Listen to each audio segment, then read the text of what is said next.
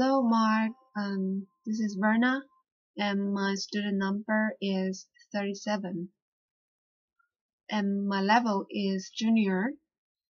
The topic is what makes a word real, and TED 17 minutes 13 seconds, filmed March 2014. 24 subtitle languages, view interactive transcript. One could argue that slang words like hungry, different, and adorable fill crucial meaning gaps in the English language, even if they don't appear in a dictionary. After all, who actually decided which words make it into these pages? Language historian Anne Curzan gives a charming look at the humans behind dictionaries and the choices they make. And the author, the speaker, Anne Curzan, she is a language historian, English professor. Anne Curzan actually encourages her students to use slang in class. A language historian, she is fascinated by how people use words and by how this changes.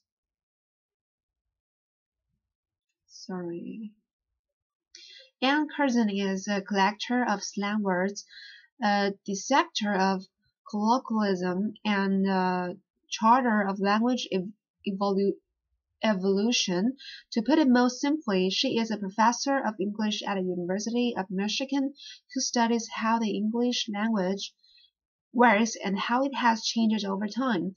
As she puts it in her talk, the English language is rich, vibrant, and filled with the creativity of the people who speak it. In addition to sitting on the usage panel for American Heritage Dictionary since 2005, Curzan is also an author. Her latest book is called Fixing English, Prescriptivism and Language History. She also co-hosts the show That's What They Say on Michigan Radio, all about language and grammar, and writes regularly for the Chronicle of Higher Education's language blog, Lingua Franca. Okay. I need to start by telling you a little bit about my social life, which I know may not seem relevant, but it is. When people meet me at parties and they find out that I'm an English professor who specializes in language, they generally have one of two reactions. One set of people look frightened, laughter. They often say something like, "Oh, I did better be careful what I say. I'm sure you'll hear every mistake I make." And then they stop talking, laughter, and then wait for me to go away and talk to someone else. The other set of people, their eyes light up and they say, "You're just the person I want to talk to." And then they tell me about whatever it is they think is going wrong with the English language. Laughter. A couple of weeks ago, I was at a dinner party and the man to my right started telling me about all the ways that the internet is degrading the English language. He brought up Facebook and he said, "To defriend? I mean, is that even a real word?" I want to pause on that question. What makes a word real? My dinner companion and I both know what the verb defriend means, so when does a new word like defriend become real? Who has the authority to make those kinds of official decisions about words? Anyway, those are the questions I want to talk about today. I think most people, when they say a word isn't real, what they mean is it doesn't appear in the standard dictionary. That, of course, raises a host of other questions, including who writes dictionaries. Before I go another further, let me clarify my role in all of this. I do not write dictionaries. I do, however, collect new words much the way dictionary editors do. And the great thing about being a historian of the English language is that I get to call this research. When I teach the history of the English language, I require the students teach me 2 new slang words before I will begin class. Over the years, I have learned some great new slang this way, including hungry, which applause, which is when you are cranky or angry because you're hungry. and adorable, which is when you are adorable in kind of a dorky way. Clearly, terrific words that fill important gaps in the English language. Laughter. But how real are they if we use them primarily as slang and they don't yet appear in the dictionary? With that, let's turn to dictionaries. I'm going to do this as a show of hands. How many of you still regularly refer to a dictionary, either print or online? Okay, so that looks like most of you. Now, a second question. Again, a show of hands. How many of you have ever looked to see who added the dictionary you are using? Okay, many fewer. At some level, we know that there are human hands behind dictionaries, but we're really not sure who those hands belong to. I'm actually fascinated by this. Even the most critical people out there tend not to be very critical about dictionaries, not distinguishing among them and not asking a whole lot of questions about who added them. Just think about the phrase, look it up in the dictionary, which suggests that all dictionaries are exactly the same. Consider the library here on campus, where you go into a reading room and there is a large unabridged dictionary up on a pedestal in this place of honor and respect lying open, so we can go stand before it to get answers. Now, don't get me wrong, dictionaries are fantastic resources. They are humans and they are not timeless. I'm struck as a teacher that we tell students to critically question every text they read, every website they visit, except dictionaries, which we tend to treat as unauthored, as if they came from nowhere to give us answers about what words really mean. Here's the thing. If you ask dictionary editors, what they'll tell you is they are just trying to keep up with us as we change the language. They are watching what we say and what we write and trying to figure out what's going to stick and what's not going to stick. They have to gamble because they want to appear cutting edge and catch the words they are going to make it, such as LOL.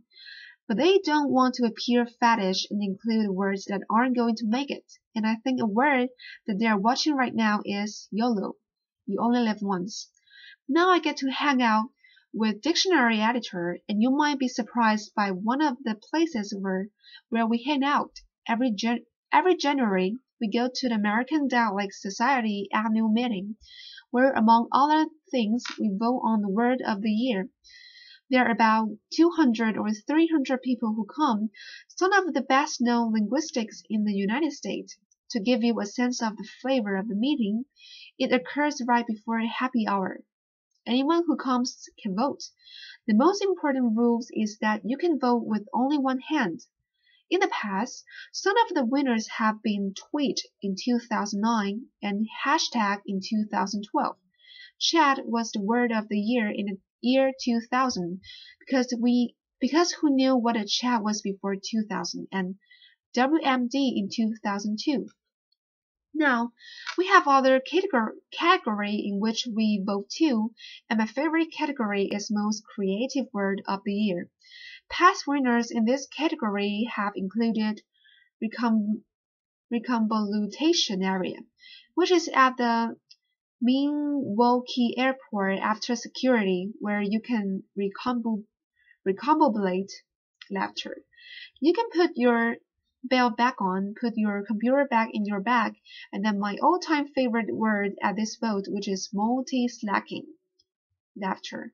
And multi-slacking is the act of having multiple windows up on your screen, so it looks like you're working when you are actually goofing around on the web. Laughter, applause. Will all of these words stick? Absolutely not. And we have made some questionable choices.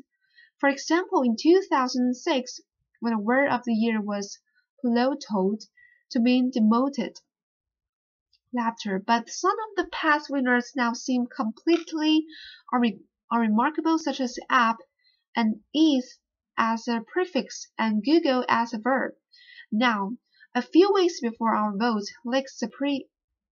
Lake Superior State University issues its list of banished words for the year. What is striking about this is that there is actually often quite a lot of overlap between their list and the list that we are considering for words of the year. And this is because we're noticing the same thing. We're noticing words that are coming into prominence. It's really a question of attitude. Are you bothered by language fads and language change, or do you find it fun, interesting, something worthy of study as part of the living language? The list by Lake Superior State University continues a fairly long tradition in English of complaints about new words. So here is Jane Henry Alford in 1875, who was very concerned that desirability is really a terrible word. In 1716, Benjamin Franklin wrote a letter to David Hume giving up the word colonize as bad. Over the years, we've also seen worries about new pronunciations. Here is Samuel Rogers in 1855, who is concerned about some fashionable pronunciation that he finds offensive. And he says, as if contemplate were not bad enough, balcony makes me sick. Laughter. The word is borrowed in from Italian and it was pronounced balcony. These complaints now strike us as quaint, if not downright adorable. Laughter. But here's the thing, we still get quite worked up about language change. I have an entire file in my office of newspaper articles which express concern about illegitimate words that should not have been included in the dictionaries, including LOL. When it got into the Oxford English Dictionary and different when it got into the Oxford American Dictionary, I also have articles expressing concerns about invite as a noun, impact as a verb, because only teeth can be impacted, and incentivize is described as boorish, bureaucratic, misspeak. Now, it's not that dictionary editors ignore this kind of attitude about language. They try to provide us some guidelines about words that are considered slang or informal or offensive, often through usage labels, but they are in something of a bind because they are trying to describe what we do, and they know what we often do, that we often go to dictionaries to get information about how we should use a word well or appropriately. In responses, the American heritage dictionaries include usage notes. Usage notes tend to occur with words that are troublesome in one way. One of the ways that they can be troublesome is that they are changing meaning. Now, usage notes involves very human decision, and I think as dictionary users, we're often not as aware of those human decisions as we should be. To show you what I mean, we'll look at an example. But before we do, I want to explain what the dictionary editors are trying to deal with in this usage note. Think about the word peruse and how you use that word. I would guess many of you are thinking of skim, scan, reading quickly. Some of you may even have some walking involved because you are perusing grocery store shelves or something like that. You might be surprised to learn that if you look in most standard dictionaries, the first definition will be to read carefully or pore over. American Heritage has that as the first definition. Then they have as the second definition scheme, and next to that they say usage problem, laughter. And then they include a usage note which is worth looking at. So here's the usage note. Peruse has long meant to read though roughly, but the word is often used more loosely to mean simply to read. Further extension of the word to mean to glance over, skim, has traditionally been considered an error, but our ballot results suggest that it is becoming somewhat more acceptable. When asked about the sentence, I only had a moment to peruse the manual quickly. 60% of that usage panel found it unacceptable. In 1988, 55% in 1919, and 48% in 2011. The usage panel, the trusted body of language authorities who is getting more lenient about this. Now, what I hope you're thinking right now is, wait, who is on the usage panel? And what should I do with their pronouncements? If you look in the front matter of American Heritage Dictionaries, you will actually find the names of the people on the usage panel. But who looks at the front matter of dictionaries? There are about 200 people on the usage panel. There include academicians, journalists, creative writers. There is a Supreme Court justice on it and a few linguistics. As for 2005, the list includes me. Applause. Here's what we can do for you. We can give you a sense of the range of the opinions about contested usage. That is, and should be the extent of our authorities. We are not a language academy. About once a year, I get a ballot that asks me about whether new uses, new pronunciation, new meanings are acceptable. Now, here's what I do to fill out the ballot. I listen to what other people are saying and writing. I do not listen to my own likes and dislikes about the English language. I will be honest with you. I do not like the words impactful. But that is neither here nor there in terms of whatever impactful is becoming common usage and becoming more acceptable in writing prose. So to be responsible, what I do is to go look at usage, which often involves going to look at online databases such as Google Books. Well, if you look for impactful in Google Books, here is what you find. Well, it sure looks like impactful is proving useful for certain numbers of writers. It has become more and more useful over the last 20 years. Now, there are going to be changes that all of us don't like in the language. There are going to be changes where you think, really? Does the language have to change that way? What I'm saying is, we should be less quick to decide that change is terrible. We should be less quick to impose our likes and dislikes about words on other people, and we should be entirely reluctant to think that the English language is in trouble. It's not. It is rich and vibrant and filled with creativity of the speakers who speak it. In retrospect, we think it's fascinating that the word nice used to mean silly, and that the word decimate used to mean to kill one in every 10. Laughter. We think that Ben Franklin was being silly to worry about notice as a verb. Well, you know what? We're going to look pretty silly in 100 years for worrying about impact as a verb and invite as a noun. The language is not going to change so fast that we can't keep up.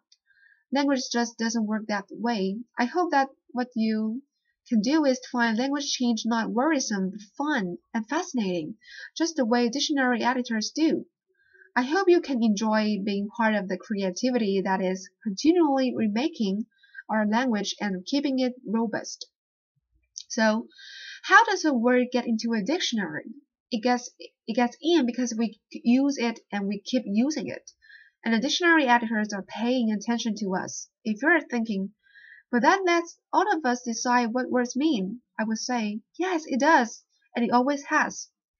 Dictionaries are a wonderful guide and resources, but there is no objective dictionary authority out there that is final arbiter about what words mean. If a community of speakers is using a word and knows what it means, it's real. That word might be slangy, that word might be informal, that word might be a word that you think is illogical or unnecessary. But that word that we're using, that word is real. Thank you. Applause.